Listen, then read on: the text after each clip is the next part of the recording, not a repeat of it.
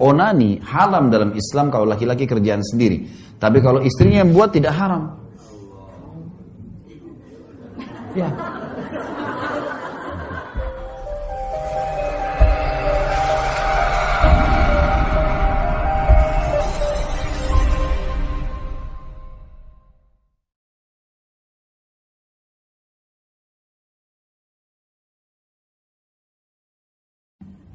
Ibu-ibu jangan samakan antara kebutuhan ibu biologis dengan bapak-bapak. Lain sekali. Ibu-ibu kalau tidak dirangsang, tidak ada masalah. Bapak-bapak tidak dirangsang pun bermasalah. Terbalik ya. Ibu-ibu tuh kalau tidak dirangsang, nggak ada masalah buat dia. Ibu-ibu kalau tidak ada, suami tidak datang, tidak godain, tidak ada syahwat, biasa saja. Bapak-bapak enggak. Tidak ada masalah, tidak ada godaan pun bermasalah. Karena ya ini secara medis ya. Sperma itu komposisinya kalau dilihat, kalau di saya bedah sebuah buku, kalau Bapak Ibu ikutin di YouTube itu ada mahkota pengantin. Sperma itu komposisinya termasuk ada api. Ya. Panas tuh. Jadi kalau dia tidak tumpah, tidak ditumpahkan, larinya ke emosi. Jadi kalau ibu banyak suaminya suka marah, masalah di biologis tuh. Puasin di biologis, marahnya hilang. Kantongnya jadi terbuka. Senyum bibirnya, pasti. Coba bapak-bapak di sini ditanya deh. Kalau sudah terpenuhi biologisnya, sudah puas, mau beli ini? Ya, silakan. Mau ini? Ya. Coba tapi kalau ibu-ibu mau didekatin, tidak mau, malas ini, udah kiamat tuh. Mau beli ini? Nggak bisa. Mahal tuh, nggak usah. Ini mau ke rumah orang tua, nggak usah. Untuk apa ke sana buang-buang waktu segala? Dimarahin terus. Masalahnya kena biologis, betul ini. Ini masalah luar biasa. Karena bapak-bapak tahu atau tidak tahu, memang itu secara kejiwaan. Makanya biologis itu bagi laki-laki tidak bisa ditunda, bagi perempuan bisa. Pernah ada seorang wanita di zaman Umar bin Khattab radhiyallahu anhu. Perempuan ini kebetulan suaminya pergi jihad. Terus perempuan ini rupanya sudah 4 bulan suaminya nggak pulang. Ini perempuan lantunkan syair, dia bilang, kalau bukan karena kehormatan hubunganku sama Tuhanku Allah dan kehormatan suamiku serta keimananku, gitu kan, kehormatan diriku, maka aku akan membuat ranjang ini bergoyang. Maksudnya dia akan berzina. Umar lewat depan rumahnya. Umar bilang, hai hamba Allah, apa yang kau ucapin? Perempuan itu ketakutan. Tidak wahai perempuan, tidak. Tadi kau ucapin.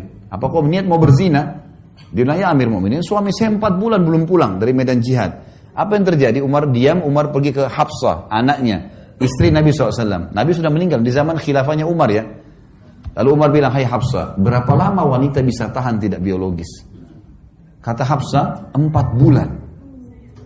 Perempuan bisa 4 bulan tidak biologis. Laki-laki 4 bulan, keriting semua kepalanya. Nggak bisa. Banyak ibu-ibu begitu. Ustadz, bagaimana saya lain suami saya ini setiap hari minta digauli, ya, bergaul. Memang begitu laki-laki. Wajar itu, gitu kan? Itu normal. Memang seperti itu kejiwaannya.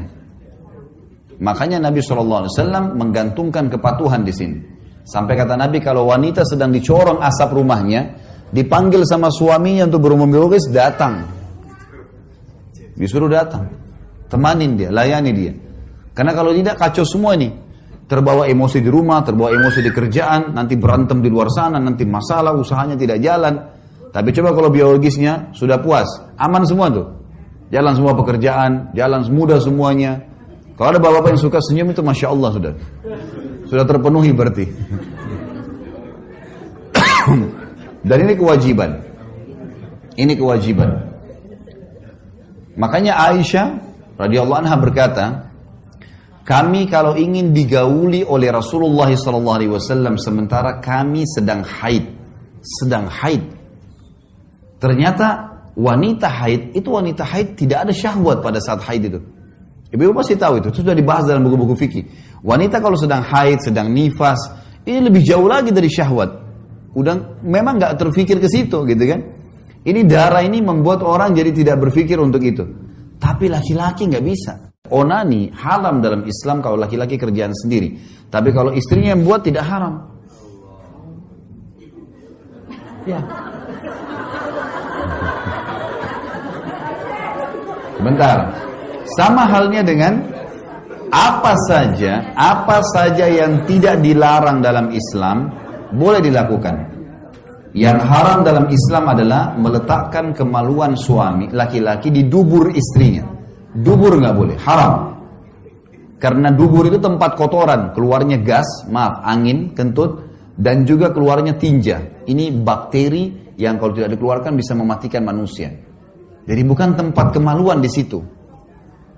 Dan tempat kemaluan di tempat yang diletakkan adalah kemaluan. Makanya Allah bilang tentang haid kan. Ditanyakan kepada Muhammad tentang haid, katakanlah dia penyakit. Dan kalau mereka sudah suci, arti ayatnya, maka gaulilah mereka di tempat yang telah Allah perintahkan kalian, di kemaluannya. Oral seks termasuk dibolehkan. Apa saja selain daripada meletakkan kemaluan di dubur atau meletakkan kemaluan di kemaluan lagi haid dan nifas boleh dilakukan. Saya kasih contoh misal. Teman-teman kita muhajirin, sahabat-sahabat Nabi dari Mekah, waktu hijrah ke Madinah teman-teman, rupanya tradisi orang berhubungan biologis di Mekah waktu itu, mereka menunggingkan istrinya dan mereka menggauli dari belakang, di kemaluan. Tradisi biologis orang Madinah adalah istrinya di bawah, suaminya di atas. Mereka nggak kenal gaya lain. Yang terjadi, waktu sahabat-sahabat muhajirin ini hijrah ke Madinah, banyak yang tidak bawa istrinya. Akhirnya nikah sama wanita Ansar di Madinah. Waktu nikah sama orang Ansar, rupanya si suami mau gauli dengan cara Mekah. Si istri Madinah nolak. Ini terjadi di zaman Nabi. Terdengar oleh Nabi SAW. Ini kasusnya, si istri nggak mau digaulin. Padahal kalau istri nggak mau digaulin berdosa nih. Gimana caranya? Turun firman Allah. A'udzubillahi minasyaitonirrajim. Nisa'ukum harthun lakum. Fatu harthakum anna syi'tum. Wa qaddimu li anfusikum. Istri kalian adalah ladang buat kalian. Datangi ladang kalian semau kalian dan dahulukan diri kalian. Artinya boleh digaulin dengan cara apapun selama bukan letakkan kemaluan di dubur. Yang dilarang itu saja. Karena Nabi SAW melarang. Allah melaknat laki-laki yang meletakkan kemaluan di dubur. Satu hal juga penting di sini Bapak Ibu sekalian. Jangan pernah belajar biologis dari film porno. Ini penting sekali. Karena ulama bilang, rasionalnya ya, sebagaimana manusia itu secara alami tahu makan masuk ke mulutnya, hidungnya dipakai bernafas, kupingnya dipakai mendengar, kemaluannya juga tahu di mana diletakkan. Sebagaimana dia tahu bagaimana mengeluarkan air seni atau kencingnya. Dia tahu itu sebenarnya. Masalahnya kalau orang nonton film-film porno seperti ini, pertama mendukung perzinahan. Orang lagi zina. Melihat auratnya orang lain. Ya. Dan pola yang dipakai adalah pola non-muslim. Menggauli di dubur, jorok, kotor, dan segala macam hal. Ini dilakukan. Dalam Islam semua bertolak belakang nih. Nggak boleh. Kata Nabi SAW, dengarkan hadisnya. Manusia yang paling buruk kedudukannya di sisi Allah hari kiamat adalah suami atau istri yang sudah saling terbuka, saling merangsang satu sama yang lain, sudah hubungan biologis, lalu keduanya atau salah satunya menceritakan ke teman-temannya. Jadi nggak boleh bapak-bapak misalnya istrinya Masya Allah puasin dia luar biasa, lalu besok ketemu teman-teman, oh istri saya itu begini, begitu, diceritain.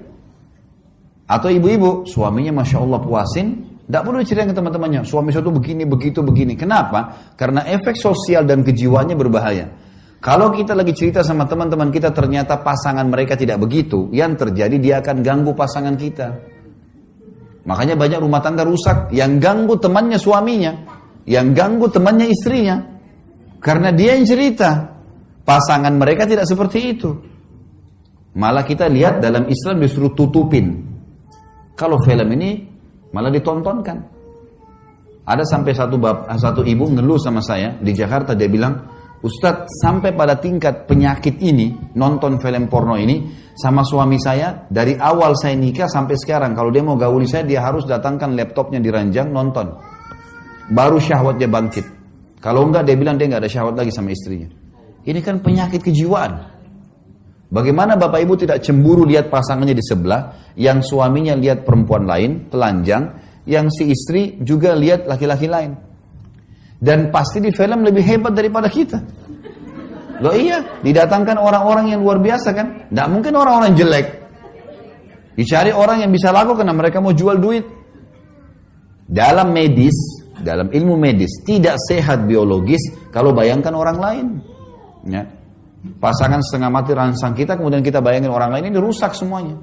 Tapi kalau kita tidak pernah tonton itu Bapak Ibu sekalian, kalau pernah dilakukan istighfar kepada Allah, ada di rumah rusakin semua. Mulai sekarang bangun biologis yang sehat. Pada saat biologis, buka mata, lihat pasangan, nikmatin pasangan itu, kemudian insya Allah sampai kita kelimak. Mungkin butuh proses beberapa waktu, setelah nanti semua kenangan film-film itu hilang, dalam waktu yang berjalan, nanti kita akan rasakan luar biasa kenikmatan.